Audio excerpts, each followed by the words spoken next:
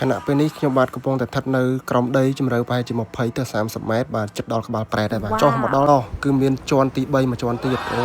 ញាក់សាច់បាទគោរពជម្រាបសួរពុកម៉ែបងប្អូនទាំងអស់គ្នាថ្ងៃនេះនាំអារម្មណ៍បងប្អូនទៅទស្សនាវីដេអូនៃការទិញអវ៉ាន់តាម app តាំងគឹមដែលជា app ល្បីមួយរបស់ប្រទេសកូរ៉េអញ្ចឹងចង់ដឹងដំណើរការនៃការធ្វើដំណើរទៅទិញកាមេរ៉ានេះមានលក្ខណៈបែបណាទៅទស្សនាទាំងអស់គ្នាខេងកម្ពស់ចដាយន្តជ្រៅអញ្ចឹងបានដឹងថារថភ្លើងក្រោមដីដែលខ្ញុំជិះនេះគឺនៅក្រោមដីជ្រៅមែនទែនបាទមិនដឹងជាប្រមាណម៉ែត្រទេដែលគេខួងចូលទៅក្រោមដីជ្រៅអញ្ចឹងណាបាទជិះចដាយន្តមកដល់ក្រៅនេះគឺទិដ្ឋភាពនៅលើដី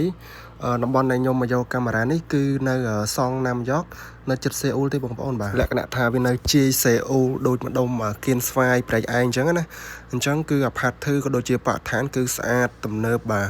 ដោយបងប្អូនឃើញអញ្ចឹងបាទសូម្បីតែសួនច្បារក៏ស្អាតមានកន្លែងអង្គុយលេងមានអីមើលទៅគឺលក្ខណៈគេក្រុងដែរបាទអ្នករស់នៅក្នុងអាផាតធឺហ្នឹងគឺស្រួលបងប្អូនបាទស្រួលយ៉ាងម៉េចដោយសារមានរថភ្លើងនៅក្រោមអាផាតធឺនោះតែមកយើងចុះពីផ្ទះមកគឺរថភ្លើងនៅក្រោមហ្នឹងចង់ធ្វើដំណើរទៅណាក៏បានដែរបាទស្រួលអញ្ចឹងបាទហើយតម្លៃក៏មិនមែនថោកដែរបាទអាផាតធឺមួយចូលដល់10000ចូលដល់លានដុល្លារក៏មានដែរបាទតាមប្រភេទអាផាតធឺល្អថ្លៃថោកតូចធំអញ្ចឹងណាបងប្អូនបាទមើលនៅក្នុងវីដេអូហ្នឹងអត់សូវមានមនុស្សដើរចេញក្រៅទេគឺថាស្រឡះផ្លូវមួយខ្ញុំដើរតែឯងដោយសារអីដោយសារនៅកូរ៉េខែនេះគឺខែក្តៅអញ្ចឹងពេលដែលក្តៅខ្លាំងជនជាតិកូរ៉េគាត់អត់សូវចេញក្រៅទេភាគច្រើនគឺគាត់សង្ងំនៅផ្ទះបើកម៉ាស៊ីនត្រជាក់មើលភាពយន្តមើលអីនៅក្នុងផ្ទះជុំគ្រួសារគាត់អញ្ចឹងណាបាទបន្ទាប់ពីចុះពីលើរថភ្លើងមកយើងត្រូវធ្វើដំណើរតាមឡានក្រុងវ៉ៃកាតប្រហែលជា5នាទីទៀតបានមកដល់កន្លែងដែលយើងត្រូវយកកាមេរ៉ាបាទនៅនេះស្វ័យត្បិតតែជាតំបន់ដែលនៅជីក្រុងមែនប៉ុន្តែគឺថាដើមឈើគឺអត់ខ្វះទេបងប្អូនអើយបាទនៅតាមសួនកន្លែងហាត់ប្រាណកន្លែងអីចឹងគឺមានដើមឈើឲ្យពលរដ្ឋគេដើរហាត់ប្រាណក៏ដូចជាដើរកម្សាន្តជាមួយធម្មជាតិចឹងណាបាទបន្ទាប់ពីដើរលេងក្រោមដើមឈើមួយផ្លែតមកក៏មកដល់កន្លែងដែលយើងត្រូវជួបជាមួយនឹងម្ចាស់កាមេរ៉ាគឺអាផាតធឺនេះឯងបាទអញ្ចឹងមកដល់ភ្លាមយើងក៏ធ្វើការទំនាក់ទំនងតាមឆាតដើម្បីឲ្យគាត់ចុះមកជួបយើងនៅក្រោមដើម្បីពិនិត្យមើលអវ៉ាន់ក៏ដូចជា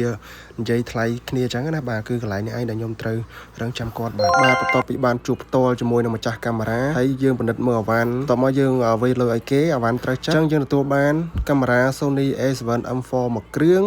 ហើយនឹង grip ក៏ដូចជាដងសម្រាប់កាន់ថតវីដេអូអញ្ចឹងបងប្អូនបាទអញ្ចឹងកាមេរ៉ានេះគឺនៅស្អាតដូចថ្មីអញ្ចឹងបាទវាអត់មានបញ្ហាអីទេទាំងគ្រឿងក្នុងទាំងខាងក្រៅគឺថ្មី 99% បាទអវ៉ាន់គឺខ្ញុំមកមើលផ្ទាល់បាទទល់តែអវ៉ាន់នឹងល្អបាទខ្ញុំយកទៅលក់ឲ្យបងប្អូនបាទអញ្ចឹងសម្រាប់បងប្អូននៅខ្មែរក៏ដូចជានៅកូរ៉េចង់បានកាមេរ៉ាដែលមានគុណភាពល្អតម្លៃសមរម្យកុំភ្លេចតាក់ទងមកបាទខ្ញុំធានាគុណភាពនិងតម្លៃជូនបាទបន្ទាប់ពីទទួលបានអវ៉ាន់ហើយយើងបាញ់លុយឲ្យអតិថិជនមកយើងក៏ធ្វើដំណើរត្រឡប់មកផ្ទះវិញអញ្ចឹងក៏ឆ្លៀតថតវីដេអូតាមដងផ្លូវឲ្យបងប្អូនបានទស្សនាទិដ្ឋភាពនៃប្រទេសកូរ៉េអញ្ចឹងណាបាទដើរកាន់ថង់មួយថ្ងៃអាថង់ដែលគេយកកាមេរ៉ាមកឲ្យថារកកន្លែងបោះចោលមានណាធុងសម្រាមនេះគេដាក់ scan កាតតើអ្នកមានកាតមិនអាចបោះចោលសម្រាមបានបាទទំនើបរបស់គេបាទទីទៀតធុងសម្រាមនោះមានកន្លែង scan មុខទៀតហើយមានទាំងអាចសោមានទាំងអីទៀតវេទនាគ្រាន់តែចង់ចោលសម្រាមក៏ពិបាកដែរនៅកូរ៉េបាទមិនចេះតែចោលផ្ដេសផ្ដាសទេបងប្អូនដល់ប្រយ័ត្នប៉ូលីសខេងប៉ូលីសផាកលុយបាទកុំលេងសើចតោះឥឡូវបងវាយអារម្មណ៍បងប្អូនទៅទស្សនារថភ្លើងក្រោមដីចង់ដឹងថាគេធ្វើនៅក្រោមដីជ្រៅកម្រិតណាបាទឥឡូវយើងមើលចដាយន្តគាត់ថានេះតង់ទី1គឺជ្រៅលក្ខណៈថាជ្រៅគួរសមដែរមើលពីលើទៅរៀងសន្លឹមកតុយភ្នែកដែរហ្នឹងបាទឥឡូវយើងមកដល់ជាន់ទី1ហើយបន្តមកទៀតយើងទៅ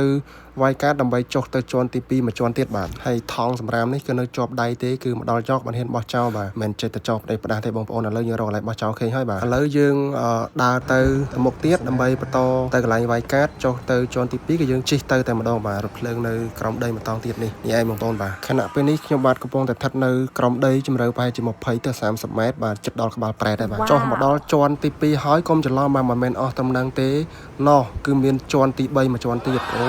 ញាក់សាច់បាទអញ្ចឹងតោះឥឡូវនាំបងប្អូនទៅមើលជាន់ទី3ហ្នឹងមកជាន់ទៀតចង់ដឹងថាវារុកជ្រៅទៅក្រោមដីកម្រិតណាតោះឥឡូវយើងទៅមើលអូមិនជ្រៅមែនទេបាទប្រហែលជាខ្ទង់ប្រហែល10ម៉ែត្រជីងឬក៏20ម៉ែត្រប៉ុណ្ណឹងអីបងប្អូនបាទសូមសរសើរអ្នកធ្វើរថភ្លើងក្រោមដីបងប្អូនអើយគឺធ្វើបានជ្រៅមែនតែនបាទមិនធម្មតាទេកុំលេងសើចធ្វើក្រឹមតលេហាន់ក៏មានដែរបងប្អូនណាអញ្ចឹងវីដេអូហ្នឹងគឺមានតែប៉ុណ្្នឹងទេអរគុណអ្នកទាំងអស់គ្នាដែលបានទស្សនាជួបគ្នានៅវីដេអូក្រោយសូមជម្រាបលា